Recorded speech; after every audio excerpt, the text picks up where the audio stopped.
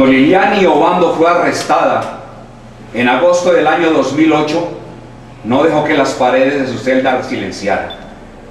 Desde el primer día de cautiverio empezó a organizar a sus compañeros. Al momento de su arresto, Liliani desempeñaba funciones como coordinadora de relaciones internacionales de Azocolcampo, la más grande organización de clase del sector rural. En ese momento, ella trabajaba en un reporte sobre los más de 1.500 miembros de la organización que fueron asesinados, supuestamente por el ejército colombiano y escuadrones paramilitares. El arresto de Liliani se debió a evidencias encontradas en computadores que supuestamente pertenecen a Raúl Reyes, comandante de las Fuerzas Armadas Revolucionarias de Colombia, FARC. Sin embargo, oficiales que hacían parte de la investigación admitieron ante la Corte haber manipulado los archivos y que incluso los computadores desaparecieron de la custodia policial horas después de haber sido recuperados. De hecho, en mayo del 2011, la Corte Suprema de Justicia declaró esta evidencia inadmisible. Sin embargo, Liliani continúa detenida. Su proceso se pospone permanentemente y continúa encerrada sin que se le juzgue. ¿Por qué será que el gobierno colombiano considera a esta mujer tan peligrosa? Porque aún tras las paredes de su celda no dejará ser silenciada ni su voz ni la de sus compañeras. Cuando Liliani llegó a la cárcel de mujeres El Buen Pastor en Bogotá, la primera cosa que hizo fue reunir testimonios. En ello se basa este trabajo que hemos titulado Fuga de Voces, y en cartas que ella misma escribió, y en declaraciones colectivas y poemas de varias prisioneras. Realmente, esto más que una obra de teatro, es la posibilidad de oírlas lo más cercanamente posible, conocerlas un poco, y aún, aunque de forma vicaria, no deja de ser conmovedor el hecho de estar sentados en una sala e imaginarse la visita con ellas. No hay drama, no hay acciones, solo palabras, pero las palabras son convertidas en lucha.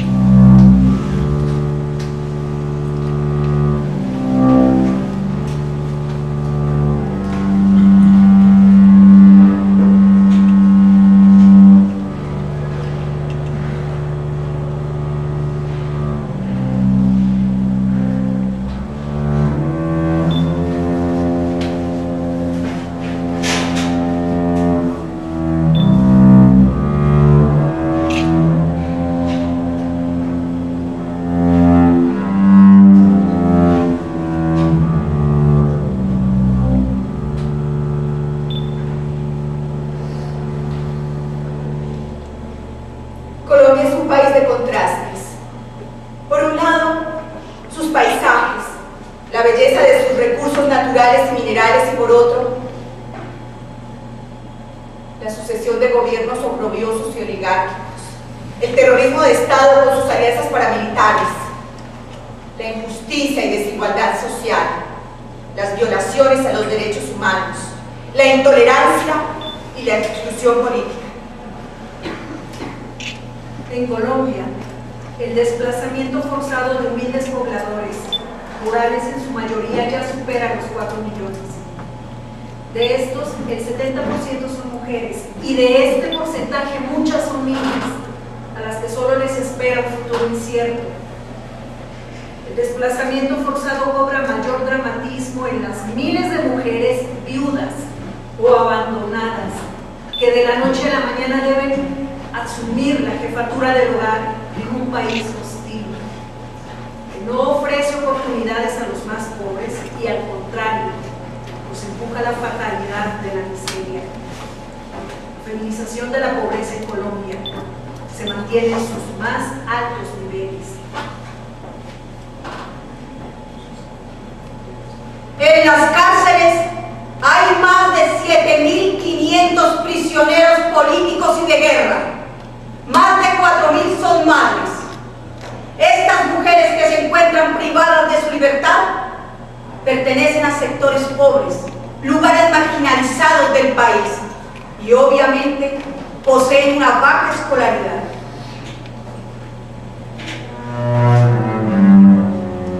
En el pabellón de prisioneras políticas de la Reclusión Nacional de Mujeres, un pabellón aislado y de alta seguridad, nos encontramos actualmente las prisioneras políticas y prisioneras de guerra.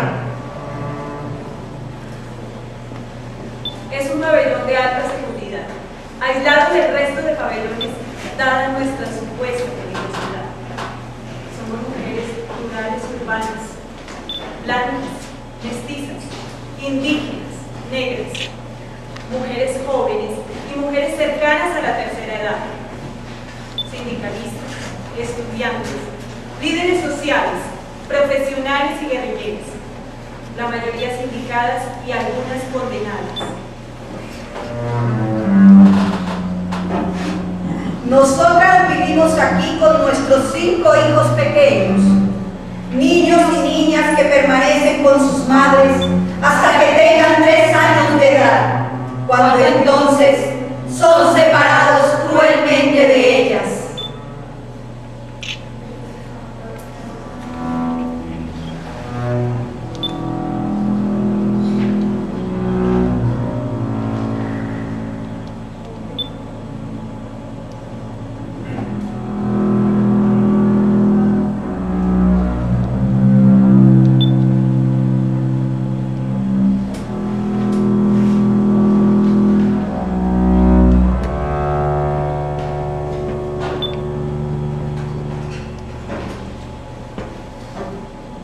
Nosotras, prisioneras políticas y de guerra, hoy somos privadas de la libertad por haber luchado por, sin las armas, contra un Estado que viola los derechos humanos de los más desfavorecidos, por confrontar al gobierno de los corruptos, a la oligarquía, a los grandes terratenientes, a los mafiosos y a quienes se arrodillan ante las políticas estadounidenses. Si bien es cierto que las mujeres hemos alcanzado a lo largo de la historia un reconocimiento, unas condiciones mejores de vida, de trabajo, de inclusión social, política, también es cierto que ha perdurado una sociedad patriarcal y machista que desconoce nuestro papel en esta sociedad. Adicionalmente existe, como reflejo de una sociedad desigual y de un régimen antidemocrático, un esquema de privilegios para unos, los de cuello blanco, los parapolíticos, los paramilitares y las mafias. En cambio, para los prisioneros sociales, y en especial para los prisioneros y prisioneras políticas de izquierda, el tratamiento carcelario y de administración de justicia es de privaciones, exclusión y violación de sus más elementales derechos. Me voy a permitir leer uno de los poemas de una de las mujeres involucradas en esta puesta en escena, Prisionera, por Laura Marcela Prada. Mujer, que has amasado barro con tus botas de campaña en marchas libertarias, que has iluminado senderos con tus pensamientos claros en días difíciles de guerra. Mujer que llevas en el alma la alegría de la vida preñada de sueños del futuro. Han querido quitar tu libertad, te han hecho prisionera. Quieren humillarte para que no rías y atormentarte para que no pienses. Te hieren para que no ames, te laceran para que tus ojos aparezca el llanto. Pero se asustan, porque tú ríes mientras lloras y el eco de tu risa nos está matando. Mujer rebelde, prisionera altiva, a nuestro lado seguirás luchando.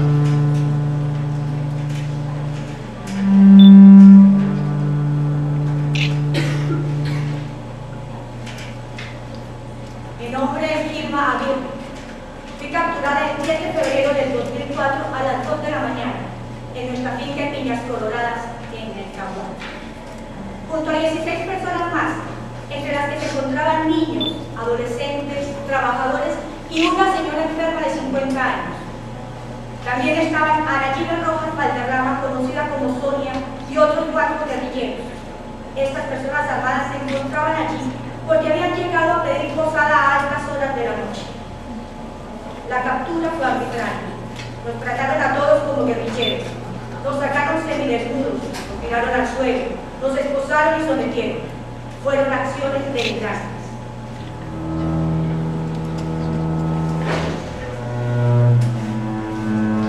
Nos llevaron al batallón de Florencia Caquetá en helicóptero. Allí nos maltrataron psicológicamente, diciendo que si no colaborábamos, nos iban a matar. Empecé a exigirles derechos y el trato adecuado para la señora enferma, pero ellos hicieron caso omiso. Nos trasladaron al búnker en la ciudad de Bogotá, donde recibimos la visita de la DEA. Eran estadounidenses y una señora traducía lo que nos decía. Ellos insistían. Colaboren, colaboren. Y como no dijimos lo que querían, nos insultaron y algunos nos agredieron físicamente. En la finca incautaron base de coca que le habían dado a guardar a mi esposo los días anteriores. En la zona, prácticamente la gente vivía de eso y el gobierno lo sabía. Por falta de infraestructura para comercializar las cosechas y por la incapacidad de competir con los bajos precios de la agroindustria, muchos de nuestros campesinos tienen que producir pasta de coca, porque de lo contrario no podrían sustentar a sus familias. Eso es cuestión de supervivencia. Pero yo no sabía que eso estaba allí, porque acababa de llegar de viaje la noche anterior. El caso es que a mi esposo lo condenaron a 8 años por ese delito, y yo estuve detenida 2 años y 4 meses. Mi nombre es Flor Silvestre. Soy estudiante del 3er semestre de Ciencias Políticas en la Universidad Nacional de Colombia. Hasta hace 3 semanas ejercía como docente en un colegio de validación para adultos y junto a mi compañero trabajaba en un negocio de internet. Muchas de las mujeres que hoy se encuentran en la cárcel han sido detenidas en las tenebrosas cacerías de brujas masivas. Otras han sido señaladas y entregadas por las redes de informantes, quienes venderían a su propia madre con tal de cobrar una deshonrosa recompensa. El gran delito de muchas de las mujeres prisioneras políticas ha sido trabajar con sus comunidades y vivir en zonas de conflicto. De esta forma, las cárceles se llenan por cuenta de los novedosos instrumentos de la mal llamada seguridad democrática, de un gobierno de corte fascista que criminaliza a los luchadores sociales y populares. Yo, Laura María Usamar, soy una mujer de origen campesino. Mis padres nariñenses, como muchas familias pobres, migraron a Tucumán, donde como colonos empezaron a romper selva, a hacer su fundo y buscar mejores condiciones de vida. Allí llegué muy pequeña y ayudaba en el trabajo de la finca. Recuerdo que sembrábamos tomate, frijol, maíz, Plátano, yuca, maíz, arroz y criábamos gallinas y marranos, todo para el consumo de la familia. Se vendía lo poco que se podía comercializar, el maíz y el arroz. La mayor parte de mi vida he estado en el Tucumán. Allí conocí al padre de mis 2 hijas y con él también nos dedicábamos al trabajo de la agricultura. Cuando me separé, quedé a cargo de mis hijas como madre cabeza de familia y también asumí el cuidado de mis 3 nietecitas, ya que mi hija quedó viuda a los 19 años. Entonces me fui a vivir al caserío de Pinuña Negro y empecé a trabajar en salones de belleza, hasta que pude poner el mío propio. Con los ingresos he sostenido a mis hijas y mis nietas. Estando en Pinuña Negro, tomé cursos de enfermería en el puesto de salud y por decisión de los presidentes, en representación de las 15 veredas, fui elegida miembro del Comité de Salud Regional. Desafortunadamente, por vivir en regiones en las que existe presencia de las guerrillas, los habitantes que allí vivimos, somos permanentemente hostigados por la fuerza pública y vemos cómo se cometen atropellos a nuestros derechos sin distingo de sexo o edad. Yo soy Liliana Patricia Obando Villota, documentalista, socióloga, sindicalista, defensora de derechos humanos, prisionera política y prisionera de conciencia, sobreviviente al genocidio de la Unión Patriótica. En mi caso fui detenida por hombres fuertemente armados de la DIJÍN y la DIPOL, la policía política, frente a mis dos hijos de 15 y 5 años de edad. Mi hijo sentía coraje e indignación. Pude adivinar en el rostro y en los ojitos de mi pequeña el temor que esta situación le producía. El 4 de noviembre de este año, Se refiere al año 2008. fui capturada con mi compañero Juan Jiménez, líder comunal y técnico en sistemas. Nos acusaron del delito de rebelión, después de armar un montaje donde supuestamente aparecen nuestros nombres en un PC de un líder de las FARC. A pesar de no tener pruebas suficientes y ningún tipo de antecedente penal, el fiscal argumentó en nuestra audiencia que no éramos aptos para vivir en sociedad, que éramos peligrosos y que no merecíamos acceder a los beneficios que tanto paramilitares, asesinos, ladrones y narcotraficantes acceden con una facilidad increíble. He sido víctima de 2 encarcelamientos injustos por el mismo supuesto delito, rebelión.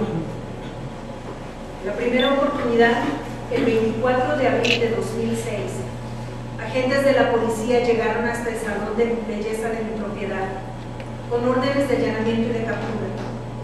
Me dijeron que estaba vinculada a un proceso por una toma de la guerrilla en un lugar que yo no conozco. Junto conmigo detuvieron a un profesor. A él y a mí nos llevaron en un guardacosta hasta Puerto Espina. Allí, quienes nos detuvieron nos trasladaron a un barco de la Infantería de Marina. Al día siguiente fuimos transportados en un helicóptero del Ejército a Puerto Asís y allí hasta la estación de policía. Nuestras familias, vecinos y representantes de la Junta de Acción Comunal de Piquete llamaban a nuestras familias para preguntar sobre nuestro paradero. Pero los policías les respondían que no tenían conocimiento de nosotros. Los vecinos y familiares Llamaron pidiendo ayuda a la Cruz Roja y a organizaciones de derechos humanos. Solo entonces, en la estación de policía, reconocieron que nosotros estábamos detenidos allí. Me tuvieron todo el día en una pequeña celda, esposada en los barrotes de una ventana. Y ni siquiera para ir al baño me soltaron las esposas. En mi caso, durante el tiempo que estuve detenida, mi familia, que vivía en Gigante Huila, fue víctima de una extensa e intensa persecución. Los paramilitares los amenazaron acusándolos de ser auxiliadores de la guerrilla, diciendo que tenían información, ya que una hermana, es decir, yo, estaba detenida por ser la cuñada de Sonia.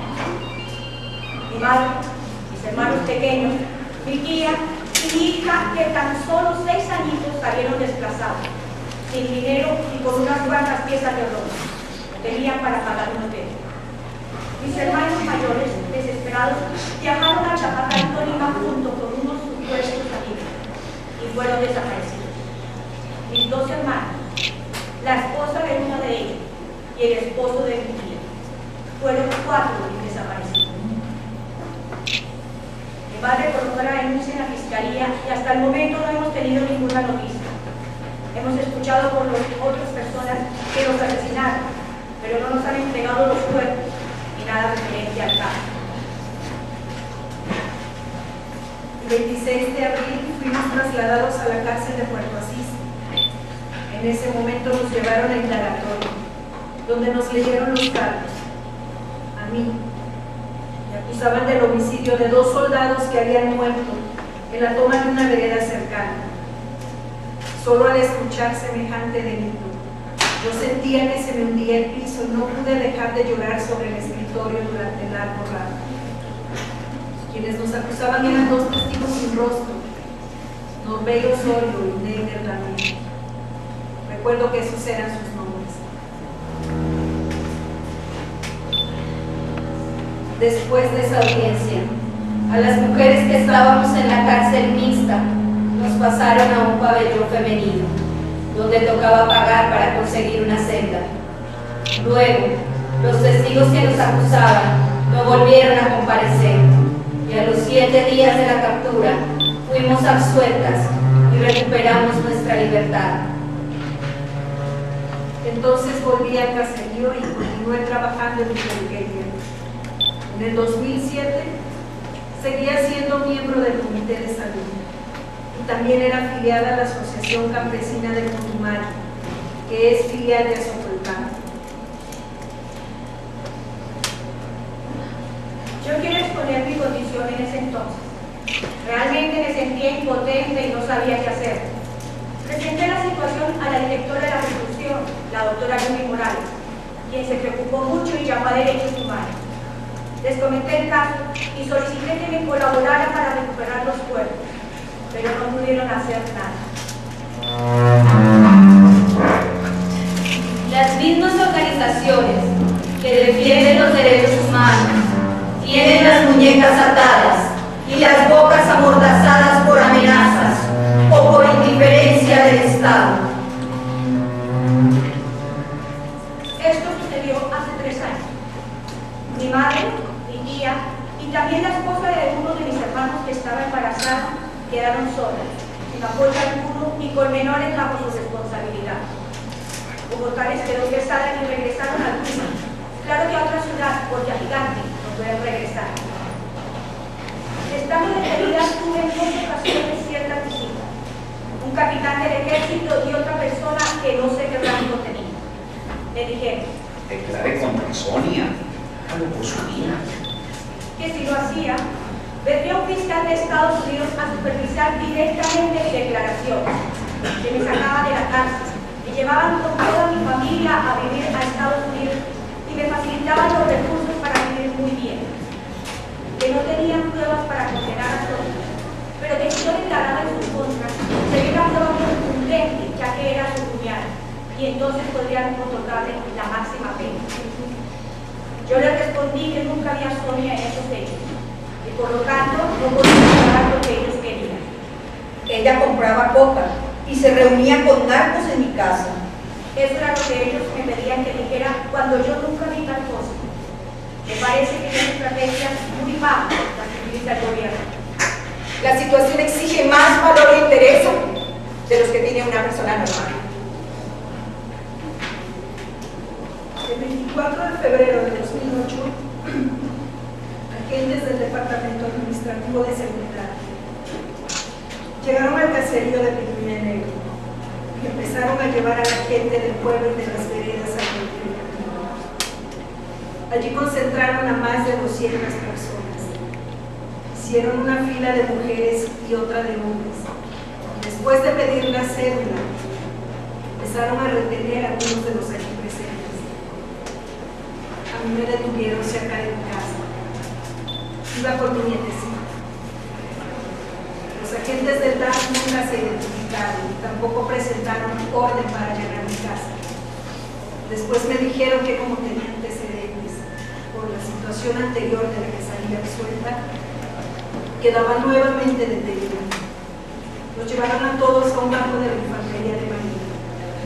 En una cabina estábamos 2 mujeres y en la otra 12 hombres. Durante 3 días nos tuvieron allí, durmiendo en colchonetas sobre el piso. La comida nos la enviaban los vecinos del caserío. Campesinos todos, y la mayoría afiliados a la Asociación Campesina del Putumayo, filial de Azocolcán. Nos tuvieron en el batallón de Puerto Asís durante 2 días, totalmente incomunicados. Luego nos trasladaron a la policía. Estando ahí, unos abogados nos sacaron por habeas corpus. Quedamos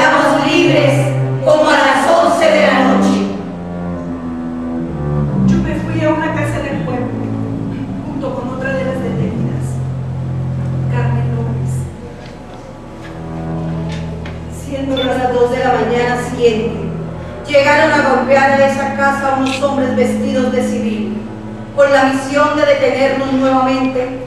Dijeron que eran de la policía. Nos condujeron a la estación a Carmen. Al día siguiente nos llevaron al aeropuerto y en un Hércules del ejército nos trasladaron a Bogotá. No nos explicaron por qué. Nos llevaron así, sin ropa ni nada. Los que nos acusan dicen que soy enfermera de la guerrilla, solo porque pertenezco al Comité Regional de Salud de Medellín Negro. Salí porque nos vencí y en agosto del 2006, por estar en juicio ya que me encontraba embarazada, decidí aceptar el caso. A mi esposo le dieron prisión domiciliaria. Pasamos una situación económica muy difícil. Luego, nuevamente capturan a mi esposo el 19 de agosto del 2008, pues le abrieron otro proceso supuestamente, porque él ahora es el reemplazo de Sonia, su hermana. Un capitán de la policía dijo en rueda de prensa para los noticieros. Su esposo enviaba cargamentos de droga a otros países. Tiene bodegas y bienes. Si eso fuera cierto, tendríamos dinero para pagar un abogado. Le hicieron un montaje porque la realidad es otra. No tenemos ni para el arriendo, ni siquiera para las cosas mínimas de la vida. El 15 de octubre del 2008 me detuvieron acá en Bogotá, pero el gas no tenía la orden. En la estación de Palo Quemado no me recibieron, porque la detención era manifiestamente ilegal. El momento que me capturaron no me trataron mal, pero cuando me llevaban para el gas, en la camioneta, me calificaron de guerrillera y me agredieron verbalmente. Allá estuve, un día y 2 noches. He traído un fragmento del diario de Ana Frank, del jueves 15 de junio de 1944, que me parece oportuno leer en este encuentro. Querida Kitty, recuerden que así llamaba a esta niña de 13 años en su diario. Es posible que sea la nostalgia del aire libre, después de estar privada de él por tanto tiempo, pero añoro más que nunca la naturaleza. Recuerdo todavía muy bien que antes nunca me sentí tan fascinada por un cielo azul deslumbrante, por el canto de los pájaros, por el claro de luna, por las plantas y las flores. Aquí he cambiado. El día de Pentecostés, por ejemplo, cuando hacía tanto calor, permanecí despierta hasta las 11:30 para mirar completamente sola por una vez la luna a través de la claraboya.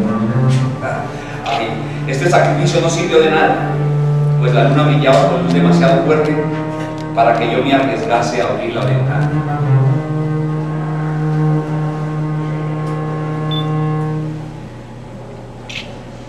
Me llamo Lucía Osorio, madre de un niño de 9 años. Me mandaron a la cárcel cuando él tenía 3 años.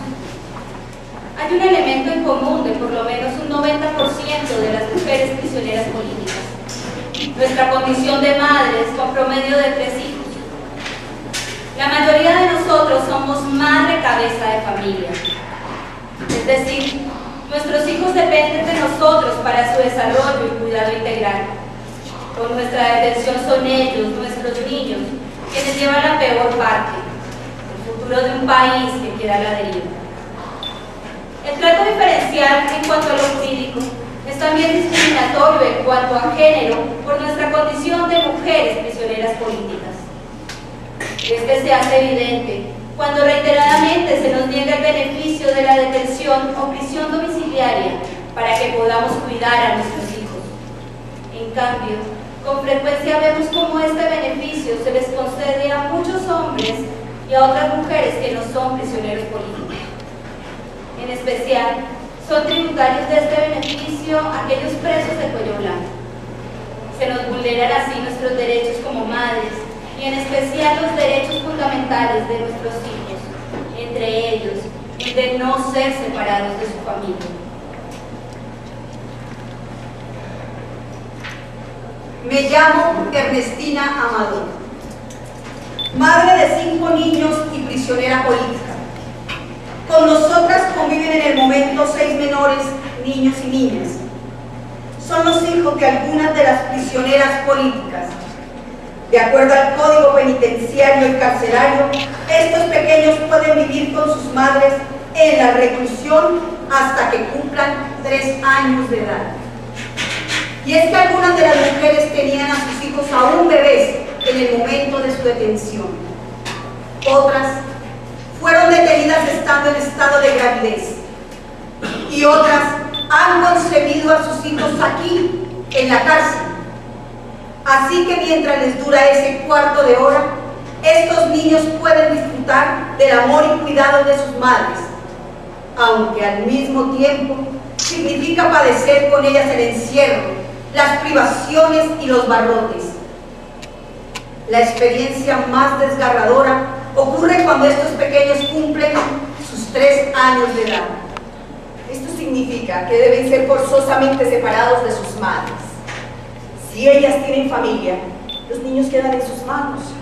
Pero si ellas no cuentan con esta suerte, sus hijos deben ser entregados para su custodia al Instituto Colombiano de Bienestar Familiar. Es un cuadro sumamente doloroso cuando esos hijos y esas madres son separados en contra de su voluntad. No se sabe qué pensar acerca del futuro incierto para madres e hijos. En el momento de la separación solo se escuchan gritos, llantos, lamentos que se confunden entre besos y abrazos que quisieran volverse eternos. Es la cuenta de cobro por pensar distinto, por luchar por un país más justo. Yo soy Amparo. Me pusieron en la cárcel cuando mi niño tenía solamente 17 meses. Muchas de nosotras pasamos por la misma tortuosa experiencia cuando nos detuvieron y nos separaron de aquellos a quienes amamos, nuestros hijos. Miedo, lágrimas de indignación en las caritas de los niños. Estas son las imágenes de esos últimos momentos de libertad. Ya en prisión, con ansias esperamos el día de visitas para poder reencontrarnos y abrazar de nuevo a nuestros hijos. Sin embargo, algunas tampoco tienen esa pequeña fortuna. Su pobreza y los cientos de kilómetros de distancia en donde quedaron sus familias se lo impiden. Hace 6 años estoy en prisión. A nosotras las prisioneras políticas todo se nos niega. Es bueno que la gente se entere cómo es la cárcel. Piensa que una está en prisión por mala y no por pensar diferente. Si otros tienen derechos, nosotras también, nuestros hijos también, porque ellos también sienten que hasta nuestros hijos son mejor formados que muchos otros. Es duro estar aquí, porque es el tiempo en el que una tiene que estar con ellos. A sus 3 añitos mi hijo me esperaba cada día en la casa y no permitía que cerraran la puerta. En su primera visita a la cárcel, se pegaba a la reja y lloraba y decía que no se iba sin su mamita. Cuando él salía, yo también me ponía a llorar. Como a sus 5 años le expliqué que esta era una cárcel y que su mamá estaba acá no por mala, sino por pensar diferente y oponerse al régimen. Mi hijo me abrazó y me dijo: Mami, yo a usted la amo mucho. Yo quisiera la domiciliaria para estar con mi hijo, con mi familia, para que se les acabe la tortura impuesta por el Estado, porque la sonrisa se les apagó de tanto resistir. Yo tengo 5 hijos. 5 hijos a mi cargo con edades de 14, 12, 11, 3 años. Y el bebé que tiene 18 meses. Mi hija de 14 años es la que en estos momentos le cuida. Él no está enseñado a vivir sin mí, pues aún está lactando y por la injusticia que comete la ley le violaron ese derecho y se mantiene muy enfermo. Lo que he vivido en la cárcel es duro e injusto y es cruel vivir sin los seres queridos. El primer día, mi niña de 3 años llegó enojada porque la esculcaron y le rompieron el pantalón y dijo que aquí no volvía porque le tenían miedo a la guardia. No quería volver. A la hora de la despedida lloró mucho. La segunda vez quiso quedarse. Me decía: mami, yo me quedo aquí acostada quietita. Luego me decía, mami, vámonos para la casita. Mi hija de 20 meses primero llegó enojada conmigo. Yo empecé a consentirla, a jugármela. Ella solo me miraba y seguía enojada. Cuando fue la despedida fue lo más doloroso. Ella gritaba y lloraba y se me prendía del cuello. Sentí que el amor de madre jala más que cualquier cosa. Y que los hijitos son de uno y no tienen por qué separarlos de sus madres. Qué culpa que uno tenga ideales diferentes. Lloré mucho y cuando la llamé por teléfono ya no quiso hablar. Yo nunca la había dejado sola. Ella era muy apegada a mí y la dejé de 17 meses. Al día siguiente yo le dije que tenía que irse con el abuelo porque yo me tenía que quedar, estaba en la cárcel. Para la despedida tuve que hacerla dormir. Aún así, duró 3 días en los que no me hablaba cuando la llamaba. En 6 meses, esta es la única vez que la he visto, porque mi familia vive lejos y no tiene dinero para venir. El 24 de noviembre de 2008, cumplí 9 meses desde el momento de mi detención. 9 meses como sindicada sin que se haya resuelto mi situación jurídica. 9 meses desde cuando fui violentamente separada de mis hijas y mis nietas. No pude estar en el nacimiento de la más pequeña y hoy sufro aquí, pensando en que ellas quedaron desamparadas. Ni siquiera se me ha permitido el acercamiento familiar, trasladándome a una cárcel más cerca de donde ellas están. En estos 9 meses, por nuestra situación de pobreza y de larga distancia, no he podido recibir su visita. Solo en una oportunidad mi hija de 16 años vino a verme, pero por no traer documento original no pudo entrar al patio. Únicamente nos permitieron una entrevista de 25 minutos. Después de soportar el trato humillante a que nos sometió la guardia de turno, que ni siquiera quería permitirnos que nos diéramos un abrazo. Fue un encuentro de pocos minutos y para eso ella viajó 24 horas. A la mayoría de mis nietas no las he visto. Yo he solicitado que me den la domiciliaria porque soy madre cabeza de familia. Me siento muy mal porque sé que ellas están sufriendo emocional y económicamente.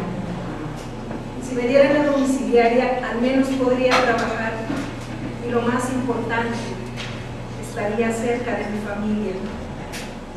También he pedido acercamiento familiar, pero esto no es posible.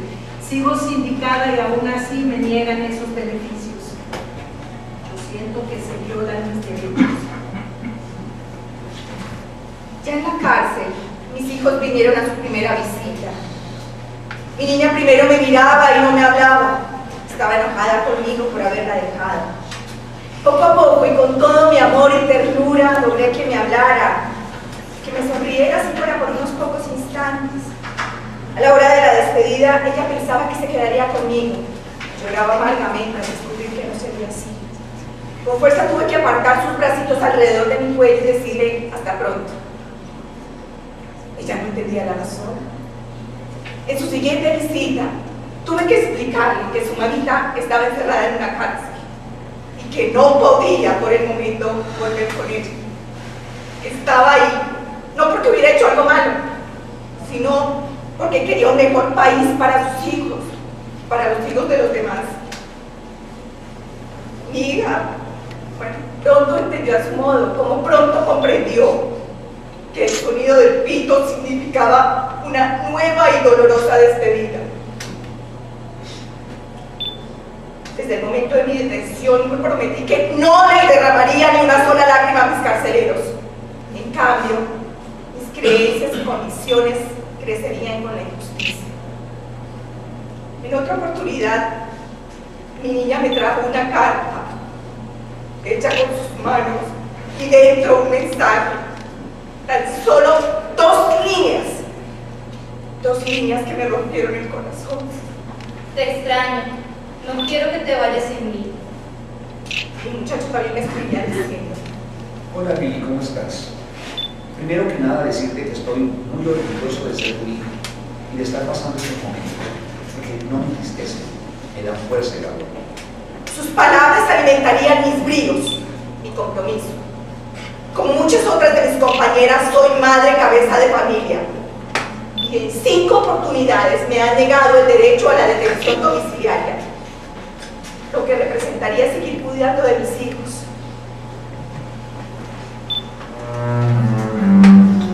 Es evidente ese trato revanchista que nos cobra con el dolor de nuestros hijos, nuestra opción de pensar distinto y de luchar por un país con justicia social.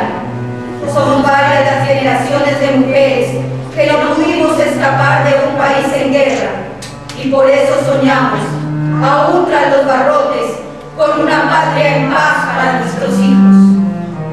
Nosotras apelamos al derecho de tener a nuestros hijos. Lo que yo siento es dolor de que me hayan separado de mi niña. La experiencia de esos meses me ha parecido muy triste, porque va en contra de la integridad humana de todas nosotras y en especial de las madres cabezas de hogar. Solicité la prisión domiciliaria porque a mi madre le queda muy difícil hacerse cargo de mis hijas. Ella ya es responsable de 2 menores más y no cuenta con el apoyo de nadie. No tenemos vivienda propia y ella tiene que trabajar para subsistir con mis hermanitos y mis hijas. Me negaron la solicitud porque según el juez tengo 3 hijas, una mayor de edad y 2 menores. No sé de dónde él saca esa información cuando realmente tengo solamente 2, una de 2 añitos y otra de 10. También me fue negada la solicitud por expresa prohibición legal. La verdad, no entiendo mucho de estas cosas, pero creo que tengo derecho de estar con mis hijas. Desesperada, solicité al INPE, la agencia que maneja los penitenciarios, que así como varias compañeras tienen a sus bebés con ellas en este centro de reclusión, se me permitiera traer a mi chiquita de 2 años para que viva conmigo y poder brindarle el amor y la atención que necesita. Pero no aceptaron, diciendo que cancelaron el contrato en el Instituto de Bienestar Familiar. Les lloré, les ignoré, les supliqué a la directora y a la subdirectora, pero todo fue en vano. Estoy luchando para que en la apelación el juez reconsidere y me dé el beneficio de la prisión domiciliaria. La verdad lo necesito tanto por mis hijas como por mi madre. Mi hija, la de 10 años, está muy perturbada por todo esto. Son 2 capturas de los padres que ha tenido que soportar en su corta vida. Son situaciones que afectarían profundamente a cualquier niño. Y el único delito que he cometido ha sido enamorarme del hermano de una guerrillera. Prisioneros políticos, un término que muchos colombianos nos acostumbramos a escuchar, pero que muy pocos reconocen y la mayoría condenan al olvido. Los rebeldes, los terroristas. Esos son los calificativos con los que el Estado colombiano ha bautizado a personas de todos los sectores y clases sociales que se atrevieron a pensar un país distinto. Desde hace años hemos visto cómo diferentes sectores de la sociedad han sido perseguidos con múltiples excusas. Lucha contra el comunismo, lucha contra el narcotráfico y ahora lucha contra el terrorismo. Primero fuimos testigos de la persecución y muerte de un partido político entero, nuestra UP. Luego vinieron los campesinos, que por vivir en zonas de influencia insurgente, el Estado llamó colaboradores. Después serían los luchadores sociales, indígenas, líderes comunales y obviamente artistas, estudiantes y profesores, sobre todo de universidades públicas. Todo esto está evidenciado en los últimos días en las masivas órdenes de captura y peticiones descaradas para obtener información de estudiantes y profesores. Quiero denunciar cómo el ejército y los órganos de justicia hacen pasar a las personas civiles como guerrilleros desertores, quienes luego son los que declaran en contra de la población, como nos pasó a nosotros. El señor Polo y su hermano Edwin, todo el pueblo los distinguió a ellos, a sus padres, a sus hermanos, que son quienes haciéndose pasar como guerrilleros desertores nos acusaron. ¿Por qué recurren a un vil montaje y a falsos testigos para condenar a mi esposo? ¿Será porque las pruebas que tienen no son causal para hacerlo? ¿Por qué la justicia de este país, además de discriminar, hostigar a las prisioneras políticas, se ensaña inhumanamente en sus hijos e hijas? Gracias por escucharme. Yo me pregunto, ¿en dónde está la seriedad de los fiscales y jueces? ¿Qué no investigan primero? Igual es el caso del hijo de los señores Juan Andrés, Matilde Pescado, quien aparece entregándose como guerrillero, cuando todos lo conocimos como un muchacho del pueblo. Ese es el resultado de las llamadas redes de informantes, de las tales recompensas. También esperamos que el día de hoy el país se entere que somos más de 7.500 los prisioneros políticos en las cárceles, por trabajar organizadamente en nuestra comunidad, por denunciar los atropellos a los que nos somete la fuerza pública, por pensar distinto, o simplemente por vivir en zonas de conflicto. Porque tenemos ideales diferentes, pero eso no debe ser así. Tenemos derecho a la prisión domiciliaria. ¿Por qué nos tienen que negar el derecho a ser madres, a ser revolucionarias? El peligro que representamos será por estudiar, enseñar o por ayudar a nuestra comunidad. No. El peligro que representamos es por pertenecer a la oposición y leer los libros prohibidos. Es necesario, mejor dicho urgente, que la sociedad colombiana se entere y se concientice de esta situación. Que cada uno piense que puede ser el próximo y que por fin se acaben estas cacerías de brujas para que renazca un país donde quepamos todos. Este trabajo no es una denuncia aunque lo parezca. Es un llamado de atención para todos aquellos que gozamos de la preciosa joya de la libertad. Queremos sencillamente dar a conocer al mundo lo que pasa al interior de las vidas de quienes se identifican a sí mismos como prisioneros y prisioneras políticas. Hoy hablamos de los dramas humanos de las mujeres que padecen en carne propia la violencia más poderosa que tiene el Estado.